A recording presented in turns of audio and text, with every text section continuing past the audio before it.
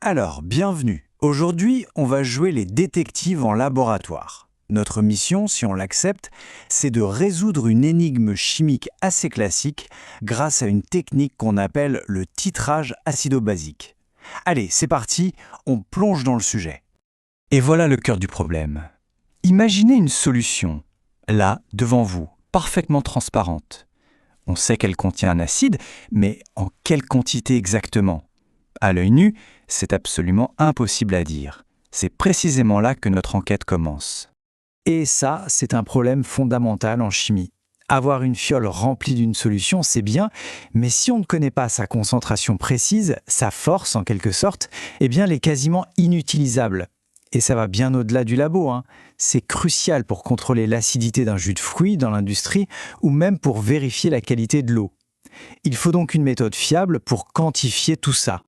L'outil principal qu'on va utiliser pour résoudre ce genre de mystère s'appelle le titrage, parfois aussi appelé dosage. C'est une technique vraiment élégante qui va nous permettre de voir l'invisible en se servant d'une réaction chimique qu'on va contrôler de A à Z. Donc, le principe au fond est assez simple. On prend notre solution mystère, qu'on va appeler la solution titrée, et on va y ajouter goutte à goutte une autre solution dont on connaît parfaitement la concentration, c'est la solution titrante. C'est un peu comme organiser une confrontation très contrôlée pour forcer l'inconnu à se révéler. Et voilà à quoi ressemble notre poste de travail. On y voit les outils essentiels de l'enquête. En haut, ce long tube en verre gradué, c'est la burette. Elle contient notre solution connue, la titrante.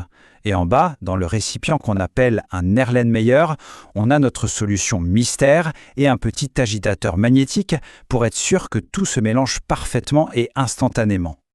Attention, pour que notre investigation soit fiable, la réaction chimique qui est au cœur du titrage doit obéir à 3 règles d'or non négociables. Elle doit être rapide, parce qu'on ne va pas attendre 3 heures. Elle doit être totale, pour que tout ce qui doit réagir réagisse complètement. Et enfin, elle doit être unique, pour être certain qu'il n'y a pas d'autres réactions parasites qui viendraient fausser nos résultats. La procédure en elle-même est très méthodique. D'abord, on place notre inconnu dans le bécher. Ensuite, on ajoute notre connu vraiment goutte à goutte depuis la burette. On s'assure que tout se mélange bien en continu.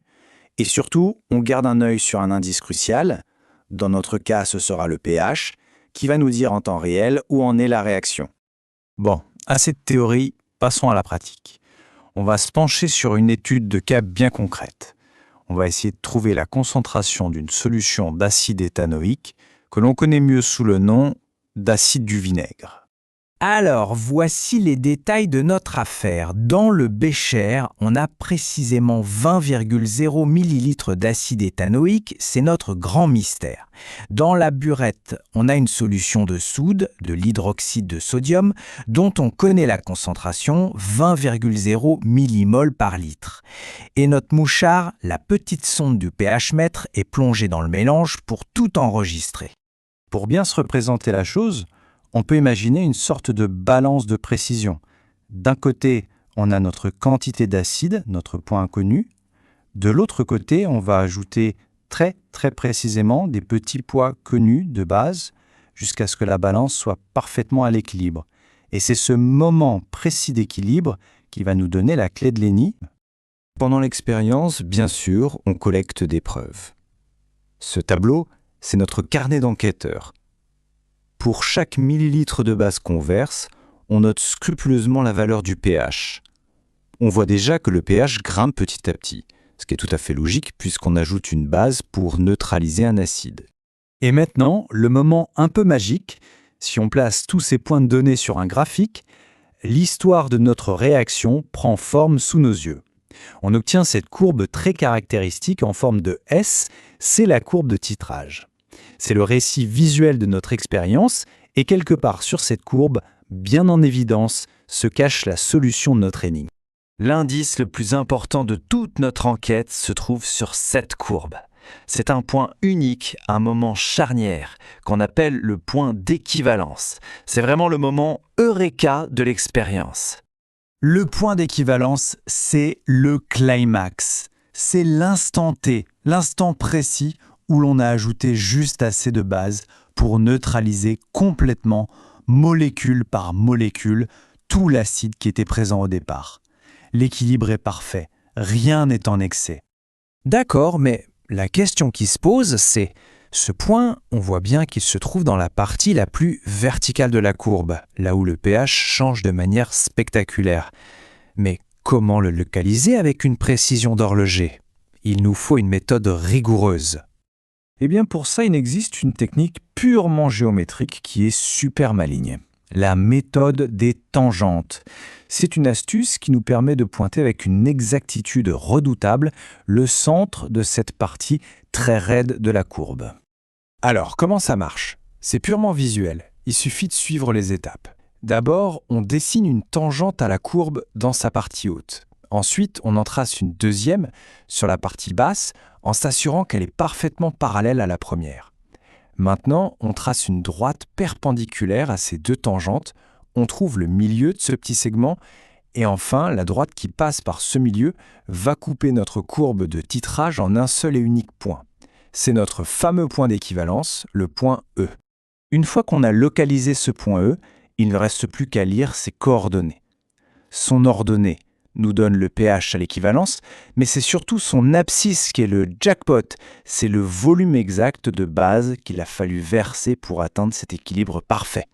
C'est la preuve cruciale que l'on cherchait depuis le début. Ça y est, on a notre preuve maîtresse, ce fameux volume à l'équivalence. On peut maintenant passer à la toute dernière étape, le calcul final, qui va enfin nous révéler la concentration de notre acide mystère. Et tout ça, ça tient dans une formule toute simple, mais incroyablement puissante. La relation d'équivalence. Ca fois Va égale Cb fois Vb. Qu'est-ce que ça veut dire? Simplement qu'à cet instant précis de l'équivalence, le produit de la concentration de l'acide par son volume est parfaitement égal au produit de la concentration de la base par le volume versé. C'est la clé qui ouvre le coffre-fort. Faisons le point, on a presque toutes les pièces du puzzle. On connaît le volume d'acide de départ, Va, on connaît la concentration de la base, Cb, et grâce à notre graphique et à la méthode des tangentes, on a trouvé notre preuve cruciale, Vb, le volume de base. Il ne nous manque plus qu'une seule chose pour classer l'affaire, Ca. Là, c'est juste un tout petit peu de maths de base. On prend notre belle formule et on la réarrange pour isoler l'inconnu qu'on cherche, c'est-à-dire Ca, la concentration de l'acide. Le mystère est vraiment sur le point d'être résolu, il n'y a plus qu'à faire le calcul. Et voilà, on remplace chaque variable par sa valeur numérique, on fait le calcul et on obtient la concentration exacte de notre solution d'acide éthanoïque. L'enquête est bouclée, l'inconnu est révélé. Une simple réaction chimique, un peu de méthode et un zeste de géométrie nous ont permis de mesurer ce qui était au départ totalement invisible. Et tout ça, ça nous amène à une question un peu plus large. Le titrage nous permet de voir des concentrations. Mais quelles autres merveilles, quelles autres propriétés cachées au cœur de la matière est-ce que la chimie peut bien nous permettre de découvrir et de quantifier?